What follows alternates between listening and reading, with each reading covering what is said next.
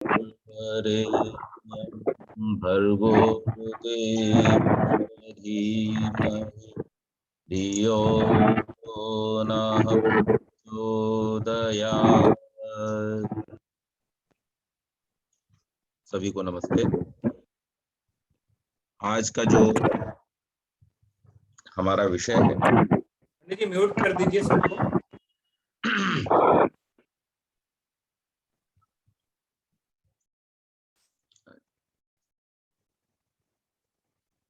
वो है building negotiation skills and key benefits. तो जब नेगोशिएशन शब्द का इस्तेमाल होता है तो हमारे मन में एक बात निकल करके आती है कि भाई किसी व्यापारिक मसले में जब दो पक्ष किन्हीं चीजों को लेकर के डिस्कशन करते हैं तो वो नेगोशिएशन कहलाता है। लेकिन इसकी व्यापकता को हम देखें अगर, तो जीवन के किसी भी क्षेत्र में कहीं पर भी अगर आपको किसी विशेष उपलब्धि को प्राप्त करना है और अगर आपको किन्हीं दो पक्षों के बीच में सहमति स्थापित करनी है तो वहां निगोशिएशन एक बहुत बड़ा टूल है। निगोशिएशन का सीधी सादी भाषा में अर्थ करें तो बातचीत। एक बहुत फेमस हॉलीवुड सीरीज है पायरेट्स ऑफ द कैरिबियन। उसमें डाकुओं का एक रूल है कि जैसे ही कोई बातचीत के लिए ऑप्शन करता है तो तुरंत उसको फिर मारने से छोड़ देते हैं। वो लोग कहते हैं बातचीत का रूल हमको भी मान्य है। तो बातचीत तो केवल सज्जनों के बीच में नहीं, डाकुओं के बीच में भी पॉपुलर है। और इसलिए नेगोशिएशन जो है एक बहुत ही जबरदस्त टूल है जिसका प्रयोग हम अपनी समस्याओं को सुलझाने में और अच्छे सकारात्मक जो रिजल्ट्स हैं, आउटकम है, उनके लिए प्रयोग कर सकते हैं। तो आज इसी महत्वपूर्ण विषय पर हम लोग चर्चा करेंगे कि नेगोशिएशन कैसे और इसके द्वारा कितने लाभ हमको प्राप्त होते हैं। तो आइए हम अपनी पद्धति अनुसार आरंभ करेंगे आप लोगों से। आप लोग नेगोशिएशन के विषय में अपने विचार रखें और उसके बाद फिर थोड़ी सी चर्चा डिटेल में इस पर करेंगे। हाँ जी, स्वागत। जी सभी को नमस्ते। Dhruv, I think he is there but he is not well, तो उसको सीवियर इन्फ्लुएंजा हुआ है, तो पॉसिबली ही इज लिसनिंग। तो मैं शुरुआत करता हूँ कि negotiation skills basically I think जैसे आपने बताया कि कोई भी डिस्प्यूट या कोई टाइप का विवाद या आर्ग्यूमेंट या कोई ऐसी चीज जहां पर डिसीजन नहीं हो रही है, नेगोशिएशन का रोल बहुत ही जरूरी है वहां पर to get a way out. तो एक विन विन सिचुएशन की तरफ ये डिस्कशन को बढ़ना चाहिए, जहां दोनों, एक पार्टी दूसरी पार्टी के साथ, चाहे वो बिजनेस डील हो या आपके किसी भी पक्ष लाइफ के कोई भी पार्ट की कोई डिस्कशन हो लेने देने की, it can not be one sided from what I understand, it has to be balanced. तो कुछ आप मानेंगे, कुछ दूसरा पक्ष मानेगा, और बीच में जो एक विंडो ऑफ डिस्कशन होती है या विंडो ऑफ अग्रीमेंट होती है, उसको सक्सेसफुली कंक्लूड करना is the best negotiation.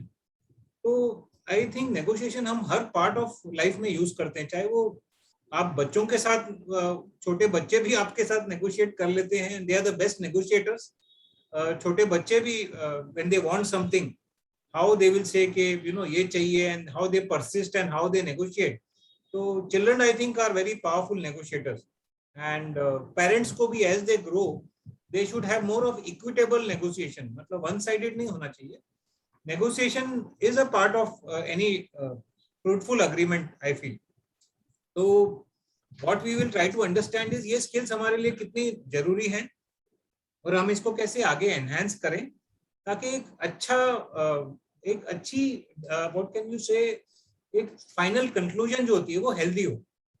Because one-sided में हमेशा one party will always be sad or unhappy. But negotiation अगर successful हो तो both sides feel they have won. So that's my submission.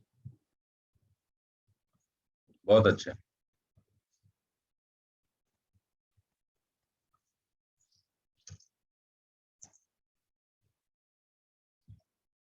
हाँ जी.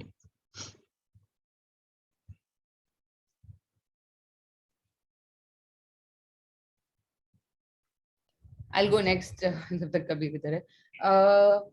I think वो जो मामा बोल रहे थे उससे taking off from there.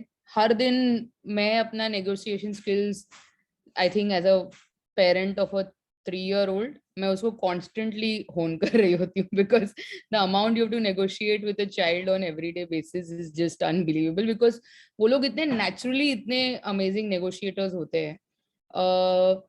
Like हर चीज के लिए मतलब छोटी छोटी चीज के लिए वो बोलते हैं ना like they play field all the time. तो मेरे एक एक्स बॉस थे जिन्होंने एक बहुत important negotiation का in one line he had given me he said कि you have done a good negotiation when you both parties leave the room thinking they have got their way, and that is how it should end of a good negotiation should feel like.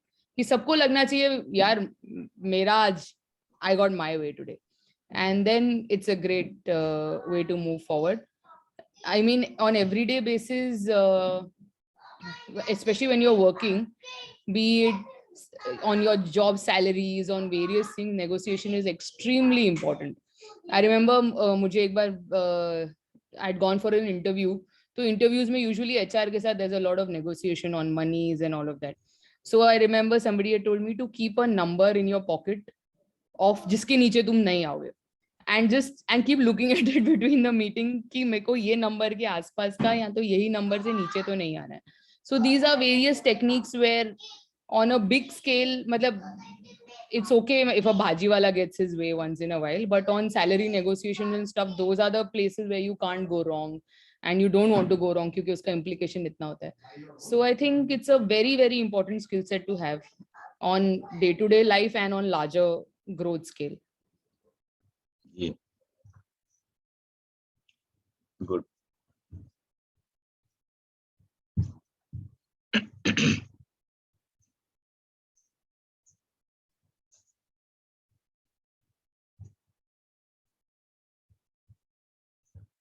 हाँ जी.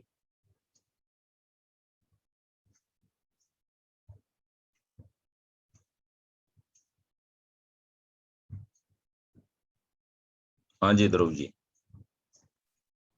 हाँ जी, नमस्ते पंडित जी, बाकी सभी को नमस्ते.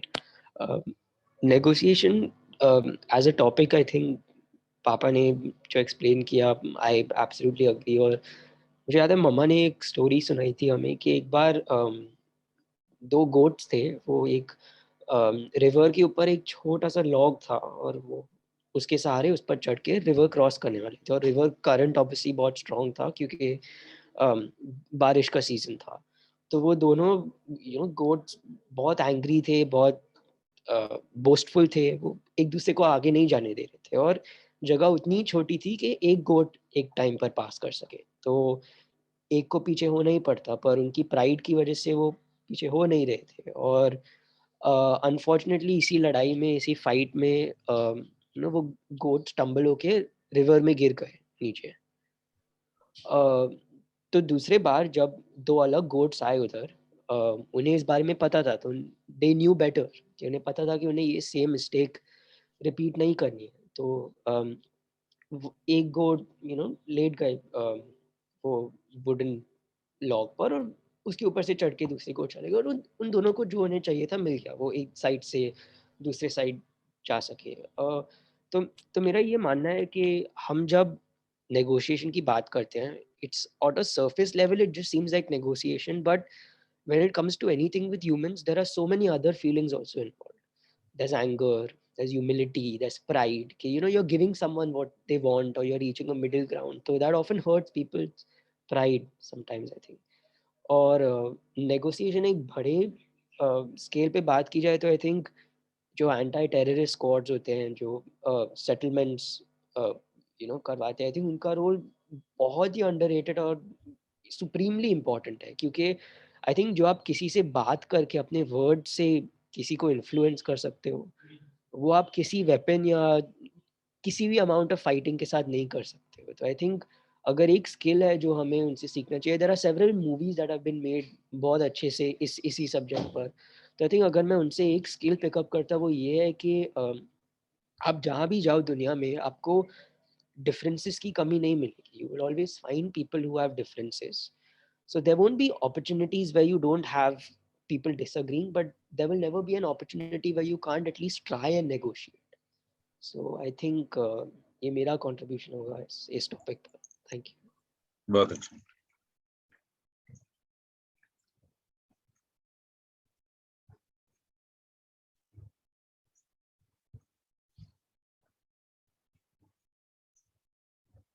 हाँ जी.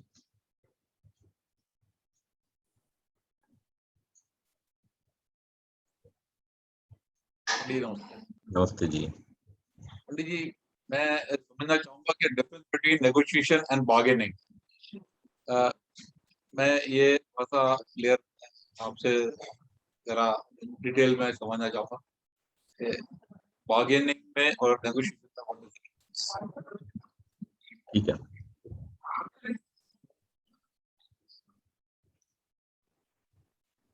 मैं एक पॉइंट ऐड करना चाहूंगा कि देयर इज वन सिचुएशन जहां पर एक अनबैलेंस नेगोशिएशन होता है, where one party is much more stronger. कुछ ध्रुव ने भी इंडिकेट किया जहां पर लार्ज स्केल कंट्री डिफरेंसेस या पॉलिटिकल डिफरेंसेस वगैरह होते हैं, नेगोशिएटर्स बीच में होते हैं, तो उसमें भी एक कंट्री पावरफुल ज्यादा हो सकती है जिसके पास ज्यादा स्ट्रेंथ है. For example, let's take a very large country versus a small country जिसके कोई प्रॉब्लम्स हो, तो वो एक पोजीशन ऑफ स्ट्रेंथ से नेगोशिएट करते हैं कि जो एक छोटी कंट्री के पास नहीं है. सेम एक अगर एक वीक पार्टी है और एक स्ट्रांग पार्टी है, तो आई थिंक वो अनबैलेंस नेगोशिएशन है. इट इज मोर लाइक दूसरे को उसका सुनना ही पड़ेगा. तो that is more of a very weak example of negotiation, जहां पर दोनों parties are not thinking of win win but win lose. तो वो कभी भी फायदेमंद नहीं होगी. तो कौन पोजीशन से, स्ट्रेंथ पोजीशन से कर रहा है और कौन वीक पोजीशन से कर रहा है, but we should be prepared for that kind of negotiation as well. तो वो भी एक टाइप की नेगोशिएशन है मेरे साथ. जी.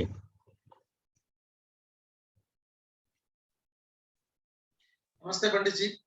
नमस्ते जी. को नमस्कार.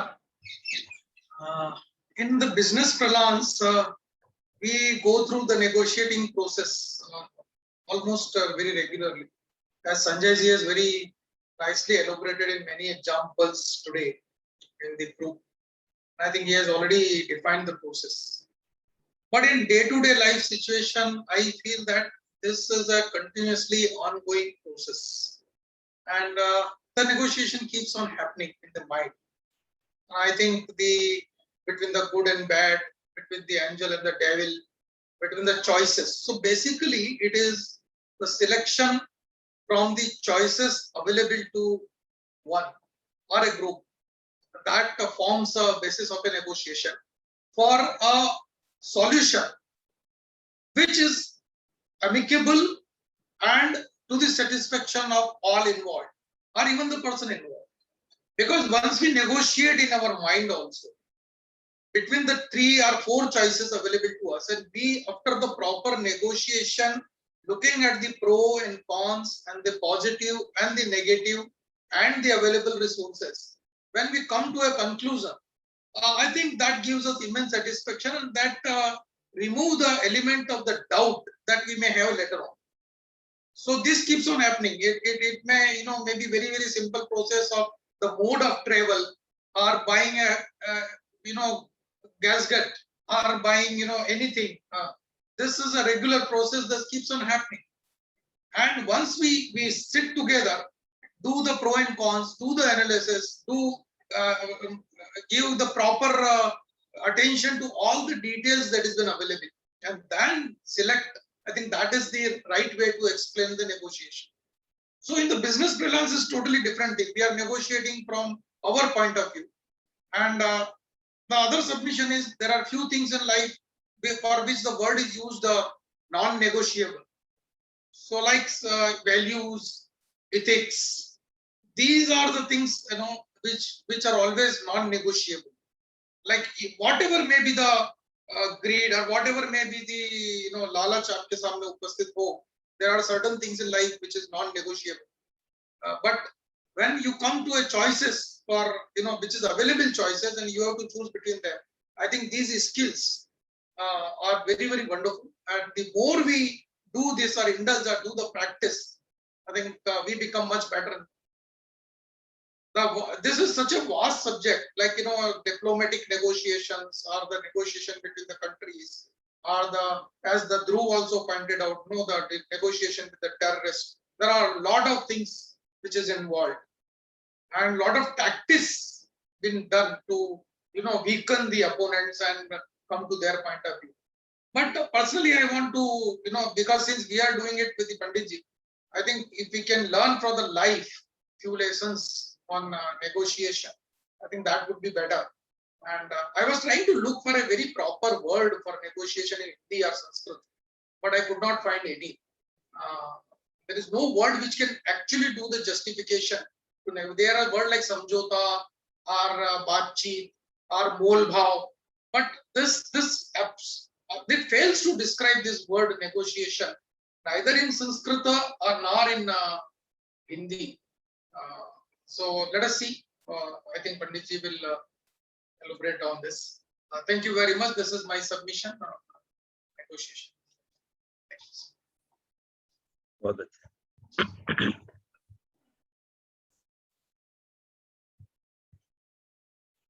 हाँ जी, और कोई कुछ कहना बहुत अच्छे से बताया। उसमें मुझे एक चीज याद आई कि नेगोशिएशन में एक पेशेंस जो होता है, कि many times people lose patience, so the one who loses patience earlier may actually be the loser in terms of घाई बोलते हैं कि जल्दी नहीं, हमें आज ही क्लोज करना है, so that time I think it gets unbalanced. So patience in negotiation is very important. So it can make or break the deal.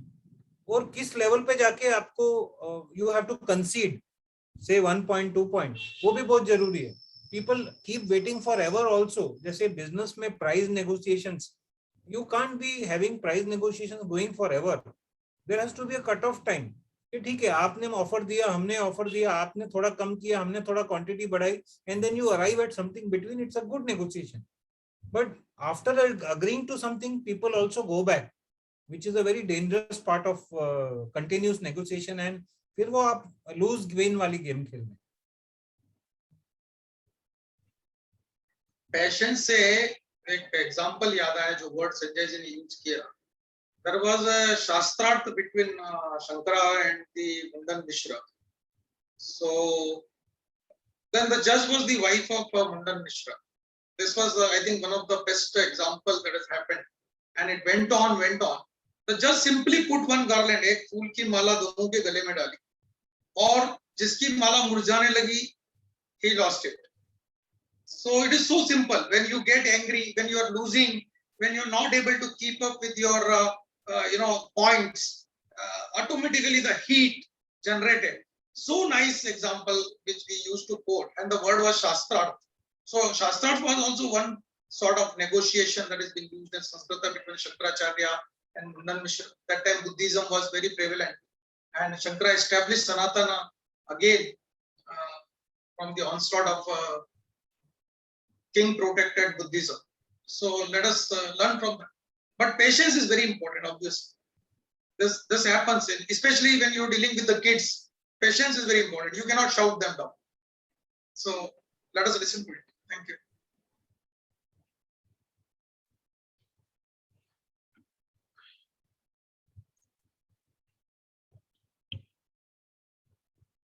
हाँ जी, आरंभ करें. बहुत सुंदर, बहुत ही अच्छे विचार नेगोशिएशन के बारे में आप सब लोगों ने रखे. महाभारत का एक दृष्टांत है। जब ये सभी पांडव वन में थे और वन में जब इनको प्यास लगी तो पानी लेने के लिए एक एक करके ये गए, और एक तालाब था जिसमें पानी लेने के पहले वहां का जो स्वामी था यक्ष, उसने अपने प्रश्नों के उत्तर मांगे।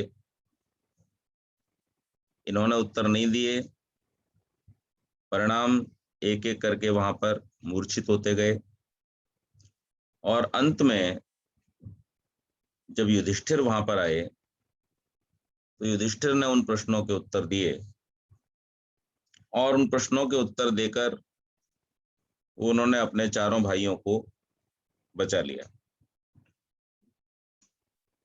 तो यक्ष ने युधिष्ठिर से जो प्रश्न पूछे वो प्रश्न थे, का वार्ता किम आश्चर्यम कह पंथा कश्च मोदते इति में चतुरः प्रश्नान् पूरयित्वा जलम पिब। तो इसमें जो पहला प्रश्न था वो आज हमारा पॉइंट ऑफ डिस्कशन है, वार्ता। तो अभी आदरणीय विवेक जी पूछ रहे थे नेगोशिएशन के लिए अप्रोप्रिएट वर्ड क्या है, तो इट्स वार्ता। अब जब यक्ष ने युधिष्ठिर से पूछा कि का वार्ता, इस संसार में बात क्या है, ऐसी कौन सी बात है जो सबको जाननी चाहिए, तो युधिष्ठिर ने बताया कि इस संसार में निरंतर रात दिन महीनों के रूप में, ऋतुओं के रूप में, वर्ष के रूप में जो सूर्य है वो अपनी अग्नि जो सूर्य में जल रही है उसके ईंधन के रूप में प्राणियों को ही पकाता है। ये संसार में होने वाली सबसे बड़ी बात है, वार्ता है।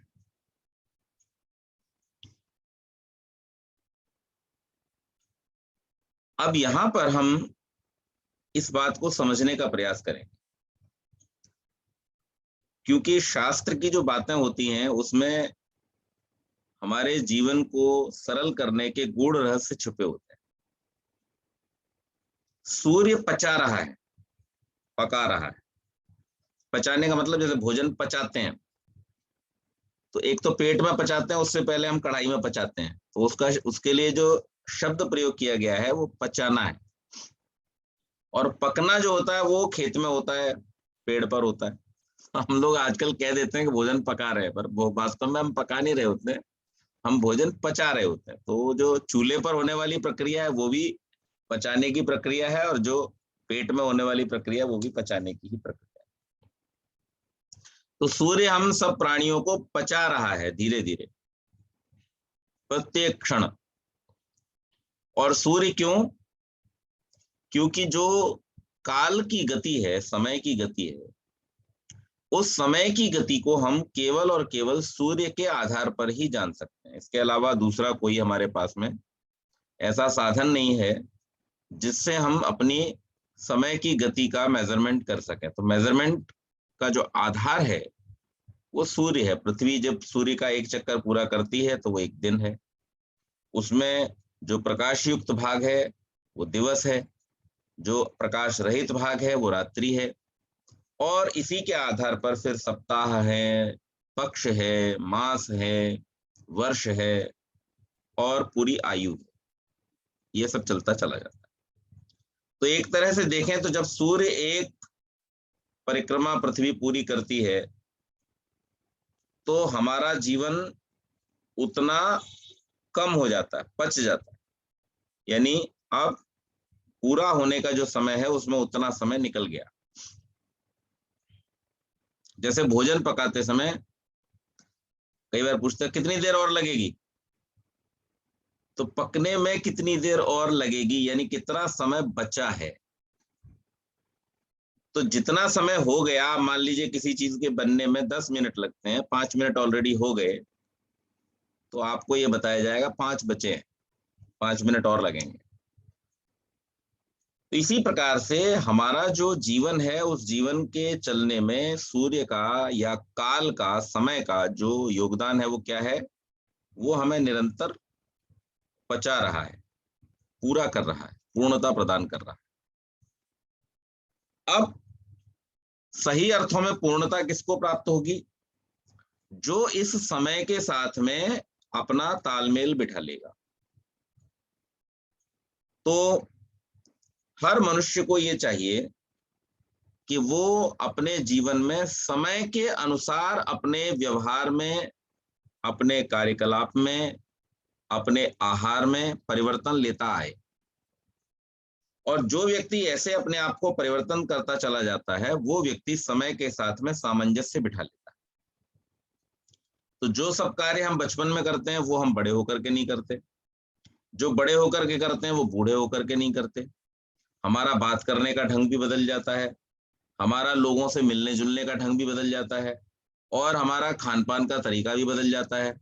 तो ये सारी की सारी जो चीजें हैं, ये हमें आगे ग्रो करती हैं, हमें मैच्योर बनाती हैं, और इसके साथ साथ हमारा जीवन आगे बढ़ता है। कितना आगे बढ़ेगा, कब तक आगे बढ़ेगा, ये हमारे हाथ में नहीं है। तो ये एक बहुत बड़ी बात है जो हर मनुष्य को समझनी चाहिए।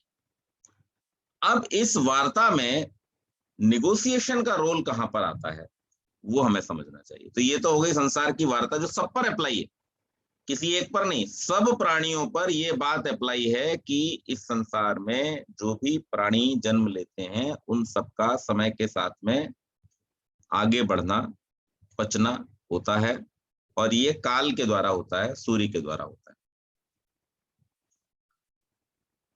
तो इसके बीच में जब हम किसी चीज को लेकर के, किसी लक्ष्य को लेकर के एक दूसरे के साथ में संवाद स्थापित करते हैं, तो वो संवाद जो है वो निगोशिएशन है। अब संवाद क्यों है, क्योंकि वो सम्यक है। उसके अंदर एक तो हो गया वाद, एक हो गया संवाद। अब वाद क्या है, आप अपनी बात कहो, मैं अपनी बात कहूं, और हम किसी नतीजे पर न पहुंचे, तो ये वाद हो गया। अब अपनी बात को मनवाने के लिए अगर मैं आपके ऊपर थोड़ा सा फोर्सफुली या जोर से बात करूं, तो वाद विवाद हो गया। लेकिन दोनों ही लोग अगर अपने अपने वाद को किसी नतीजे तक पहुंचने के लिए जब अप्लाई करते हैं, तो वो संवाद बन जाता है, उसका नाम है निगोशिएशन। तो सबसे पहले प्रश्न लेते हैं जो आदरणीय राजेश जी ने पूछा कि बार्गेनिंग में और निगोशिएशन में क्या फर्क है। तो बार्गेनिंग वो है जिसमें कोई भी व्यक्ति केवल अपना इंटरेस्ट देखता है, और अपने इंटरेस्ट को देख करके जब अपनी बात को रखता है, तो वो बार्गेनिंग है। कि केवल जो भी हम डिस्कशन कर रहे हैं उसमें से मेरा बेनिफिट, मेरा फायदा, उतने पर ही जब कॉन्सेंट्रेट करता है, और क्या मुझे चाहिए इस बात को लेकर के जब वो फोकस्ड रहता है, तो उसका मतलब होता है वो बार्गेन कर रहा है अपने लिए उस वस्तु को, उस चीज को, उस लाभ को प्राप्त करने के लिए। लेकिन निगोशिएशन थोड़ा ज्यादा व्यापक है बार्गेनिंग से, और उसमें म्यूचुअल इंटरेस्ट की बात होती है कि अगर हम किसी बात को लेकर के डिस्कशन कर रहे हैं, संवाद कर रहे हैं, निगोशिएट कर रहे हैं, तो उसमें दोनों पक्षों के लिए ये बात सोचना कि क्या अचीव करना है, लेकिन साथ साथ ये भी सोचना कि क्यों अचीव करना है, व्हाट इज द रीजन। अगर कोई चीज जरूरी नहीं है तो उसको वी कैन लीव ऑल्सो। तो जहां पर लाभ के साथ साथ उस लाभ के प्राप्त होने का कारण भी जुड़ जाता है और उसकी व्यापकता जुड़ जाती है, वहां पर वो बार्गेनिंग से निगोशिएशन के रूप में चेंज हो जाता है। अब कोई व्यक्ति अगर अच्छा निगोशिएटर बनना चाहता है अपने जीवन में, तो उसको कुछ चीजें बहुत ही जरूरी हैं जो जाने, और जान करके फिर वो, जैसे मान लीजिए हम प्रार्थना करने बैठे, अब प्रार्थना करने हम परमात्मा के साथ बैठे हैं, उपासना कर रहे हैं, परमात्मा से अपने जीवन के लिए कुछ मांग रहे हैं, तो हमें ये देखना पड़ेगा कि अगर हम केवल व्हाट पर कॉन्सेंट्रेट करते हैं, what we need, then it is bargaining with God. लेकिन अगर हम इस बात पर कॉन्सेंट्रेट करते हैं व्हाई, हाउ, तब यहां पर निगोशिएशन बन जाता है। और negotiation is much better process than bargaining, क्योंकि बार्गेनिंग में कई बार आप नुकसान में रहते हो and you will never be satisfied fully. लेकिन negotiation gives satisfaction to both, ये इसकी एक विशेषता है। तो अब हम प्रार्थना करने बैठे तो महर्षि दयानंद सरस्वती लिखते हैं प्रार्थना के समय में क्या मांगना है। तो प्रार्थना के समय कुछ लोग ऐसी भी प्रार्थना कर सकते हैं कि हे परमेश्वर, मेरे जो शत्रु है उसकी टांग तोड़ दो, मेरे पड़ोसी का नुकसान कर दो। तो वो कहते हैं ऐसी प्रार्थनाएं किसी काम की नहीं है। आप अपनी उन्नति के लिए, जैसे स्वामी जी लिखते हैं कि हमारे संपूर्ण दुर्गुण, दुर्व्यसन और दुखों को दूर कीजिए और जो कल्याणकारी गुण कर्म स्वभाव हैं वो हमें प्राप्त कीजिए। आप आत्मबल के देने वाले हैं, हमें आत्मबल प्रदान कीजिए। आप पूरे संसार को अपनी शक्ति से, बड़े बड़े ब्रह्मांड के ग्रह नक्षत्रों को चलाने वाले, दौड़ाने वाले, कैसे जैसे पक्षी आकाश में उड़ते हैं, तो हमें आप अपनी भक्ति की शक्ति दीजिए, सामर्थ्य दीजिए। आप सब ऐश्वर्यों के स्वामी, आपसे बढ़ के कोई नहीं है, तो हमें भी आप धन ऐश्वर्यों का स्वामी बनाइए। आप संसार के सब मनुष्यों का न्याय करने वाले, उनके साथ रह करके, उनके अंदर रह करके जानने वाले हैं सब चीजों को, हमें भी ज्ञानवान बनाइए। और आपका प्रत्येक कार्य संपूर्ण मानवता और प्राणी मात्र के कल्याण के लिए है, तो हमें भी अच्छे धर्मयुक्त आप्त लोगों के मार्ग पर आप ले चलने की प्रेरणा दीजिए। ये प्रार्थना का स्वरूप। तो निगोशिएशन हर स्तर पर होता है। हमें ये देखना है कि हम बार्गेनर बनना चाहते हैं या निगोशिएटर बनना चाहते हैं। तो सबसे पहली चीज ये कि हम जब भी कभी किसी निगोशिएशन की स्थिति में हैं या किसी ऐसी वार्ता में हम बैठे हैं जहां पर हमको किसी बात को सिद्ध करना है सबके भले के लिए, शास्त्रार्थ भी उनमें से एक वार्ता है, काइंड ऑफ निगोशिएशन, ऐसे विवेक जी ने जैसे कहा। तो वहां पर सबसे बढ़िया बात, सबसे पहली जरूरी चीज ये है कि हमको बहुत ही क्लियर होना चाहिए अपने बोलने में। हम जो सोच रहे हैं वही हम बोलें, ये सबसे पहली जरूरत है। क्योंकि अगर आप सोच कुछ और रहे हैं और आपके शब्द आपके विचारों से मैच नहीं खाते, तो फिर सामने वाला आपकी बात को ठीक तरीके से नहीं समझ पाए, और फिर आप बार बार यही कहते रहेंगे, नहीं मेरा कहने का मतलब ये नहीं था, मैं तो ये कहना चाहता था।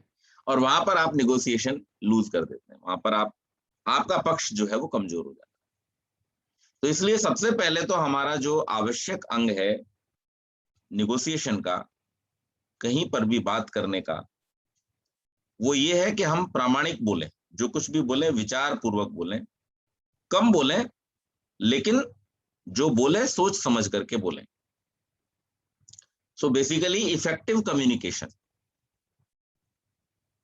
ज्यादा बोलना नहीं जरूरी है, लेकिन जो बोले वो अच्छा बोलें, नपातुला बोलें और टू द पॉइंट बोलें। दूसरा, केवल बोले नहीं। अब जैसे बच्चों के नेगोशिएशन की भी बात हो रही थी, बच्चों के साथ जब हम डील कर रहे हैं तो उस समय में you should B a good listener. आप सुनो उनकी बात को। बच्चों की, मेरा अपना अनुभव बताता हूं मैं आपको, बच्चों की आधी से ज्यादा जिद को आप अगर केवल चुपचाप उनकी बात को सुन लेते हैं तो वो समाप्त हो जाता है। केवल सुन लीजिए, उस समय कुछ रिप्लाई मत कीजिए, आप सुन लीजिए, हाँ बेटा क्या बोल रहे हो, बोलो। वो बोलता जाएगा बोलता जाएगा बोलता जाएगा, थोड़ी देर बाद चुप हो जाए। When you start reacting, replying,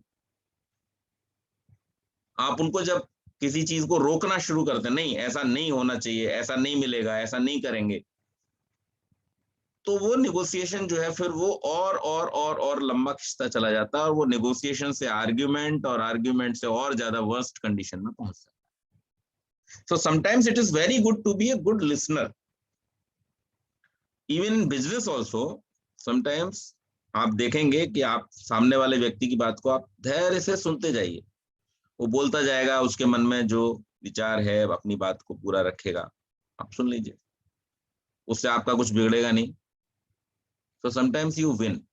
हमारे साथ कई बार ऐसा होता था, और रिसेंट पास्ट में तो बहुत हुआ कि हम जब अपने ऑफिसेज के क्लोजर के लिए जाते थे, अब 3-3, 4-4 साल के जो अभी नए ऑफिसेज थे उनके लॉक इन पीरियड्स बाकी थे। लॉक इन पीरियड में आप छोड़ नहीं सकते, रेंट निगोशिएट नहीं कर सकते, फिर भी हम जाते थे, और जाकर के हम बातचीत करके जो हमारे एसोसिएट्स थे, लैंडलॉर्ड्स वगैरह, उन लोगों की बातों को सुनते थे। तो वो अपना पूरा एनालिसिस हमें सुनाते थे, मार्केट कंडीशंस क्या चल रही हैं, सर हमारा बिजनेस में भी ये हो गया, वो हो गया, इतना हो गया, वैसा हो गया। And believe me, after listening to them completely, अपने आप वो खुद बोलते थे, सर बताइए कैसे आना।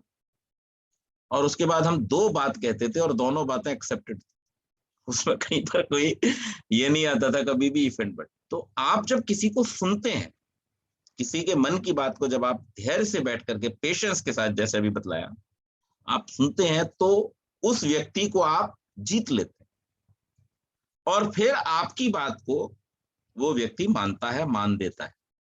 तो अगर हम चाहते हैं कि हमारी बात की मान्यता हो, तो हमें दूसरों की बात को पहले मान्यता देनी होगी। तो for a good negotiation it is very much required to be a good listener. हम पहले के सेशंस में भी लिसनिंग को लेकर के काफी कुछ डिस्कस कर चुके हैं। तीसरी एक जरूरी बात यह है कि कभी भी जब आप किसी बात को लेकर के किसी नतीजे पर पहुंचना चाहते हैं, तो वहां पर आपका एक दृढ़ निश्चय होना चाहिए। जैसे ख्याति जी ने अभी बोला कि while going for an interview of a job, तो वहां पर आपके दिमाग में भी एक फिगर होना चाहिए, एक पॉइंट होना चाहिए कि भाई मेरा डेजिग्नेशन या मेरा जो पैकेज है वो ये मिनिमम है, यहां से नीचे मैं नहीं जाऊंगा।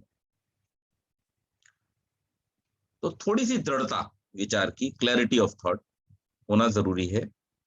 आप अगर निगोशिएशंस के समय में, वार्ता के समय में हर पॉइंट पर पीछे हटते चले जाएंगे, तो भी आपकी वार्ता सफल नहीं होगी, सेटिस्फैक्टरी नहीं होगी।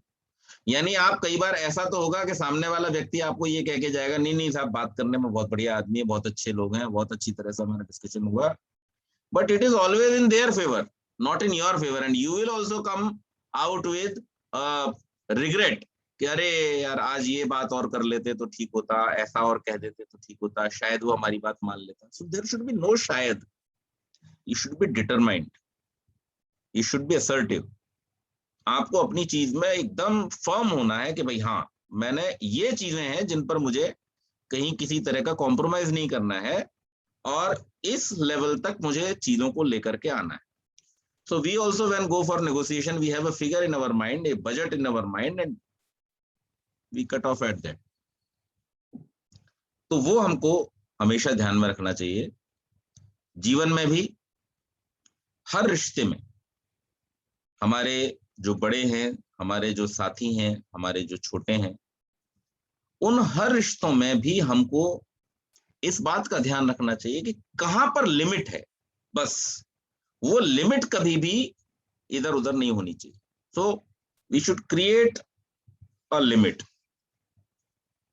कई बार हमें ऐसा लगता है कि नहीं, कोई व्यक्ति जब इस तरीके का व्यवहार करता है कि नहीं वो तो बहुत रिजिड है, वो तो मानते नहीं है, ऐसा नहीं। लेकिन नहीं, ये ऐसा रिजिडिटी के कारण नहीं है, बल्कि कहीं पर हमें एक लिमिट तय करनी होती है कि जहां से आगे हमको क्रॉस नहीं करना, या जहां से पीछे हमको नहीं जाना। तो वो जब तक रहती है, उस किसी भी रिश्ते के बीच में, किसी भी तरह के रिलेशन के बीच में, वो दोनों को सेटिस्फाई करने वाली होती है। तो निगोशिएशन में ये भी एक बहुत जरूरी चीज है कि हम अपने जो गोल हैं, उन गोल्स के साथ में किसी भी तरह का कॉम्प्रोमाइज न करें। और इसके साथ साथ जो बार्गेनिंग में होता है कि कई बार हम जानते हैं कि ये जो है हम जो मांग रख रहे हैं वो अनरीजनेबल है, लेकिन फिर भी फॉर आवर इंटरेस्ट हम उस चीज की डिमांड करते हैं कि नहीं नहीं, अरे इतना कर दो, चलता है, ऐसा तो हो ही जाता है, ऐसा तो करना ही चाहिए, अरे यार मेरे लिए इतना फेवर तो कर ही दो ना तुम। ऐसी बहुत सारी जगहों पर हम जीवन में करते हैं। लेकिन निगोशिएशन में या जीवन में हमें इस बात का ध्यान रखना चाहिए कि ऑलवेज बी ऑनेस्ट। मैं आपको एक एग्जांपल देता हूँ। हमारे एक बॉस थे, हालांकि ये बहुत छोटी सी बात है, लेकिन उसका प्रभाव क्या है और वो किस लेवल की थिंकिंग को डिस्प्ले करता है कि ऑफिस में हम बैठे हुए थे और वो किसी काम से जाने वाले थे, तो उनकी वाइफ उनके साथ में आई हुई थी। अब वो थोड़ी देर के लिए ऑफिस आए थे और चूंकि वो अथॉरिटी थे तो उनको बहुत सारे साइन वाइन करने होते थे। तो मेरे एक कलीग ने उनसे कहा कि सर मैडम भी आई हैं, मैडम को इधर कैबिन में बुला लें। तो वो छूटते बोले क्यों, कैबिन में क्यों बुलाना है? कि नहीं सर आप इधर बैठे हैं। बोले हाँ मैं तो काम के लिए बैठा हूँ, उनका क्या काम है यहाँ पे? Let her be in the guest room, why should she be here. अब ये कोई बहुत बड़ी बात नहीं है, लेकिन इस बात से ये पता चलता है कि कोई व्यक्ति अपने काम के प्रति कितना समर्पित है, कितना ऑनेस्ट है, कितना ईमानदार है। तो हमें जीवन में ये बात ध्यान रखनी चाहिए। हम लोग भी कई बार छोटे छोटे फेवर्स ऐसे लोगों से मांगते हैं जिसको हमने आजकल बहुत प्रैक्टिकल समझ लिया, अरे नहीं यार इतना तो चलता ही है, ये तो होता ही है, ऐसा तो करना ही चाहिए। लेकिन बी ऑनेस्ट, हम ये देखें कि कौन सी ऐसी चीजें हैं जिनको हम कर सकते हैं। हमें दूसरों से अनड्यू फेवर मांगने की जिनके लिए जरूरत नहीं है, अनड्यू तो ना मांगे, कम से कम इतना हम कर सकते हैं। फेवर्स तो हमेशा सबको चाहिए होते हैं, किसी ना किसी से फेवर चाहिए होता है, उसी से हमारे काम होते हैं। समाज की व्यवस्था भी एक दूसरे को फेवर करने से ही चलती है। लेकिन अनड्यू फेवर कम से कम हम न मांगे किसी से, इसलिए कि वो हमारे मातहत काम करता है तो हम उसको जबरदस्ती कुछ अपना काम करवाएं, अपना अपना प्रभाव दिखा करके काम करवाएं, इस तरीके की चीजें करें, ऐसा कम से कम नहीं करना चाहिए। तो ये एक बहुत बड़ी क्वालिटी है जो हमें गुड नेगोशिएटर बनाती है।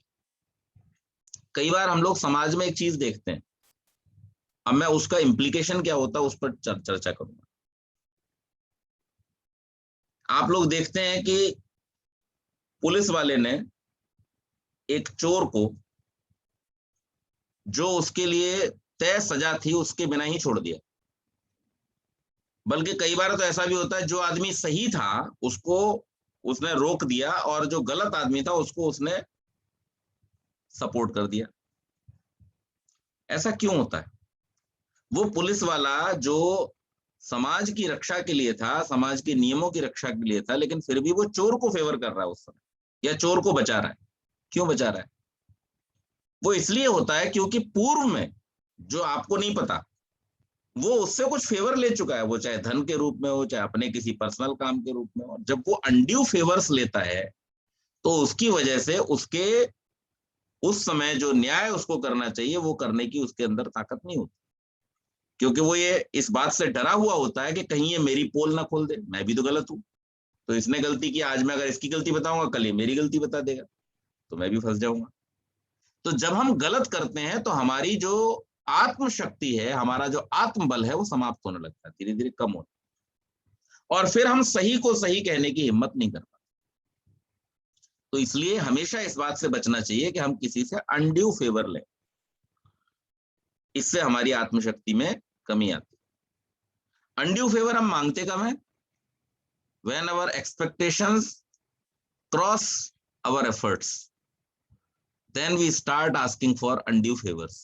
इच्छाएं हमारी बहुत हैं, पुरुषार्थ हम उतना कर नहीं सकते, तो क्या करेंगे? भाई तू कर दे, तू कर दे, अब मेरा जो प्रभाव जिसके ऊपर है उससे मैं करवा लूंगा वो काम, जो कि नहीं होना चाहिए था। फिर मैं फंस जाता हूं कि इस काम को मैं कर चुका हूं, गलती मैं कर चुका हूं, अब ये मेरी गलती को जानता है, तो अगर मैं इसकी गलती पॉइंट आउट करूंगा तो ये मेरी गलती पॉइंट आउट कर देगा, और फिर इस तरीके से भ्रष्टाचार का क्रम पूरे समाज में फैल जाता है। तो एक चोर दूसरे चोर से कुछ नहीं कह सकता।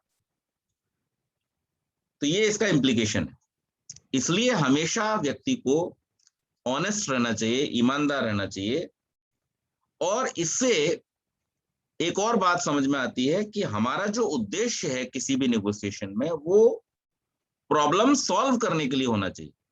अपने आप को सही साबित करने के लिए या अपने आप को ज्यादा प्रभावशाली साबित करने की बजाय जो प्रॉब्लम है जिसको लेकर के आप डिस्कशन कर रहे हैं, उस प्रॉब्लम को सॉल्व कैसे किया जाए, इस पर हमारा फोकस अगर रहेगा तो हमारा जो नेगोशिएशन है वो हमेशा पॉजिटिव रहेगा और उसमें जो हमारा आउटकम होगा वो भी हमेशा अच्छा होगा, बेहतर होगा और सबको सेटिस्फाई करने वाला होगा। आमतौर पर होता क्या है कि नेगोशिएशन के समय जब हम लोग बैठते हैं या बातचीत कर रहे होते हैं जीवन के किसी भी कार्य में, तो वहां पर हम हावी होने की कोशिश करते हैं। और अगर आप किसी भी नेगोशिएशन में हावी होने की कोशिश करते हैं तो वहां पर फिर आपको every reaction has equal and opposite reaction, वो सिद्धांत काम करता है। और फिर वो आपका जो डिस्कशन है, जो नेगोशिएशन के रूप में होना चाहिए था, वो फिर आर्ग्यूमेंट के रूप में चेंज होने लगता है। आप अपनी बात को जोर से कहते हैं, सामने वाला अपनी बात को जोर से कहता है, एंड फिर प्रॉब्लम सॉल्व नहीं होती बल्कि कुछ नई प्रॉब्लम्स क्रिएट हो जाती है, वहां डिफरेंसेस क्रिएट हो जाते हैं और हम किसी कंक्लूजन तक नहीं पहुंच पाते।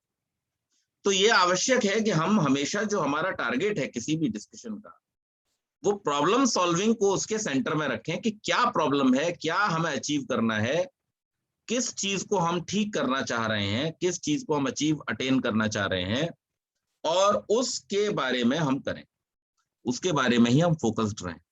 और इससे लाभ क्या होगा?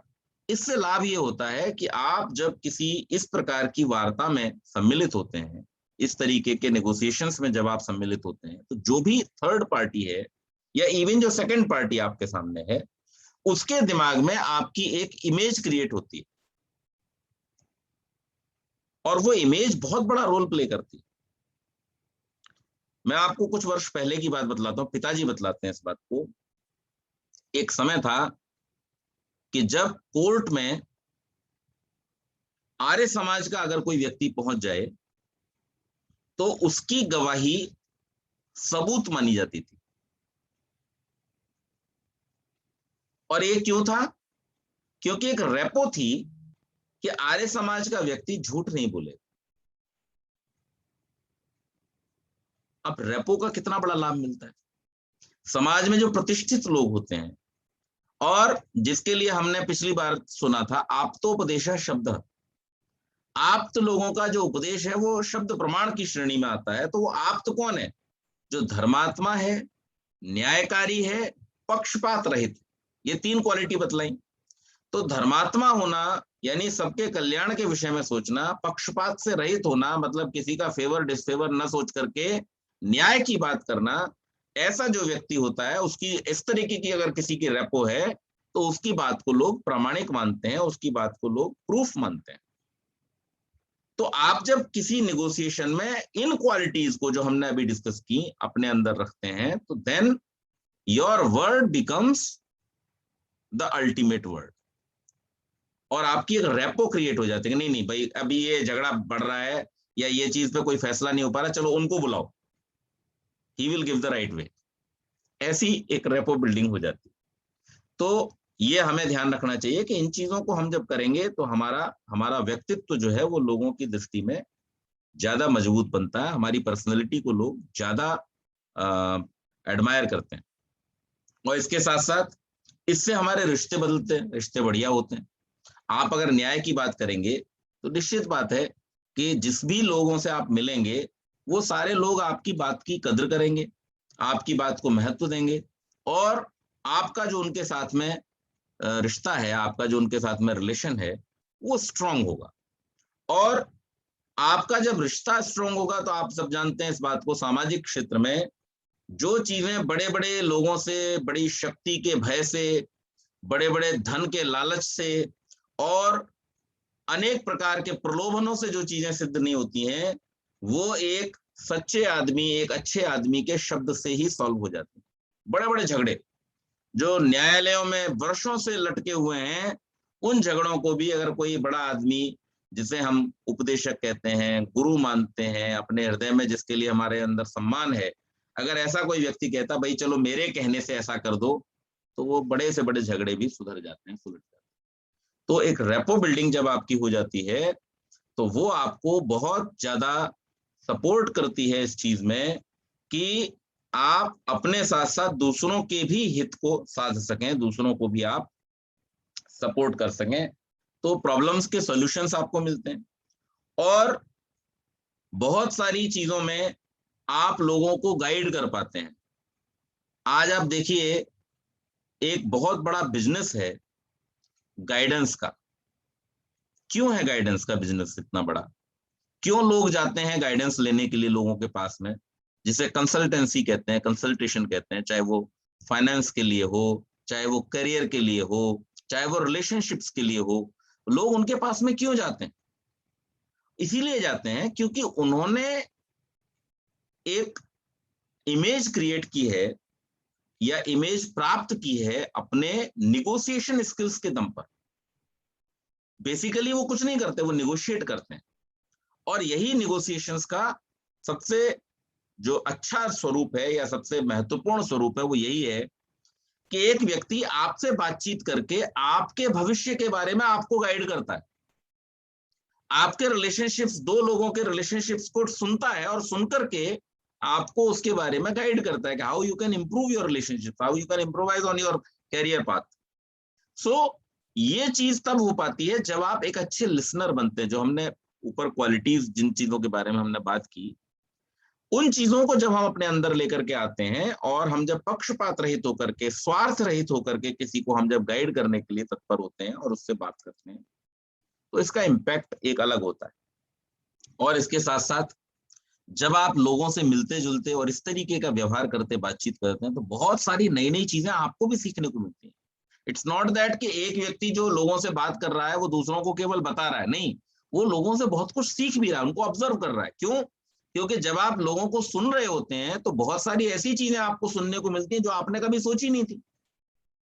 That comes to you as an idea that you can apply somewhere else, but आप सीखते हैं, आप जानते हैं। तो वार्ता जो है, नेगोशिएशन जो है, एक बहुत ही बड़ा, बहुत ही विस्तृत विषय है। और इसके लिए हमको कुछ गुणों को, जो मैंने अभी डिस्कस किए, अपने जीवन में अपनाना चाहिए, जिससे हमें ये अनेक स्थानों पर, चाहे वो संतान के साथ में हो, चाहे माता पिता के साथ हो, चाहे पति पत्नी आपस में हो, चाहे भाई बहनों के साथ हो, हमें एक अच्छे रूप में स्थापित करता है और सॉल्यूशन के तरफ हमको लेकर के जाता है। तो ये थोड़ी सी बात मैंने नेगोशिएशंस के बारे में कही। आप कोई प्रश्न हो तो आप लोग पूछ सकते हैं। बहुत बहुत धन्यवाद।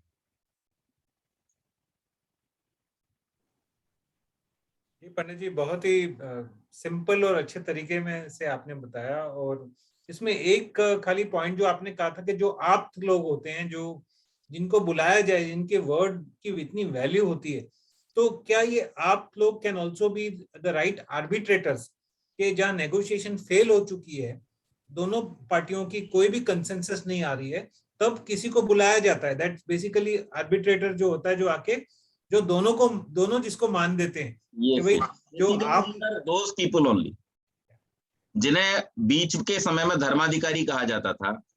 जजेस जो हैं वो लोग भी क्या हैं, बेसिकली वो लोग न्याय ही करते हैं, है ना। तो इसलिए जो निर्णय देने वाला व्यक्ति है, जो दोनों पक्षों को विन विन सिचुएशन में लेकर के आ जाए और दोनों को ही संतुष्ट कर दे। ख्याति जी ने जो बात कही थी कि दोनों ही लोगों को लगे कि भाई मेरा काम हो गया, वो एक बहुत बड़ी आर्ट है जो हमको सीखनी होती है। और जब हम अच्छे लिसनर बनेंगे, हम दृढ़ रहेंगे अपने संकल्प में, और उसके साथ साथ जब हम ऑनेस्ट रहेंगे, तो ये क्वालिटीज हमारे अंदर फिर डेवलप होती है, तो हम लोगों को सोल्यूशन दे पाते हैं।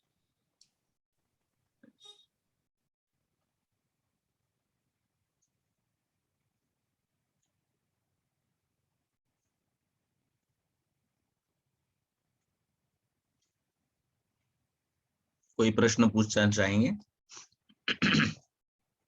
ध्रुव जी, आज दक्ष की भी तबीयत ठीक नहीं है।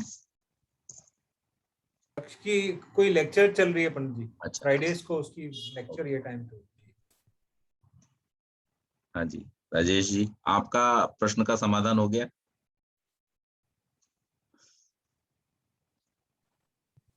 जी हाँ पंडित जी, बिल्कुल बहुत स्पष्ट हो गया। थोड़ा सा ही अंतर है, लेकिन डेफिनेटली इट गोज टुगेदर, साथ साथ में चलते हैं। तो बार्गेनिंग, कुछ जगह पे बार्गेनिंग होती है और कुछ जगह नेगोशिएशन होता है। आपस में करना हो तो नेगोशिएट होता है। Both brothers and sisters. जी चलिए फिर आज की सभा को यहीं समाप्त करते हैं। और सोम मंगल बुध नहीं, रविवार सोमवार मंगलवार, ये 3 दिन हमारा कार्यक्रम है श्रावणी का। तो निमंत्रण पत्र मैं अभी आप सबको भेज देता हूँ। बहुत अच्छा कार्यक्रम होगा। इसी आईडी पर आचार्य वागीश जी के और मेरे लेक्चर्स होंगे, तो आप लोग उसका भी लाभ लीजिए, आनंद लीजिए। और भजन भी होंगे बहुत अच्छे अच्छे। सवेरे यज्ञ का कार्यक्रम भी होगा, तो उसमें भी आप सब लोग सम्मिलित होंगे। कितने बजे का है ये प्रोग्राम? मैं अभी पूरा प्रोग्राम शेड्यूल आपको अपने ग्रुप में शेयर कर देता हूँ। जरूर। सुबह वैसे 8 बजे से शुरू होगा और 10:15 बजे तक चलेगा, और शाम को 8 बजे से शुरू होगा, 9:30 बजे तक चलेगा। Very good. इस तरह का कार्यक्रम। वागीश जी आए हुए हैं यहाँ पर आपके यहाँ? Online online online online online. Okay. ठीक है जी।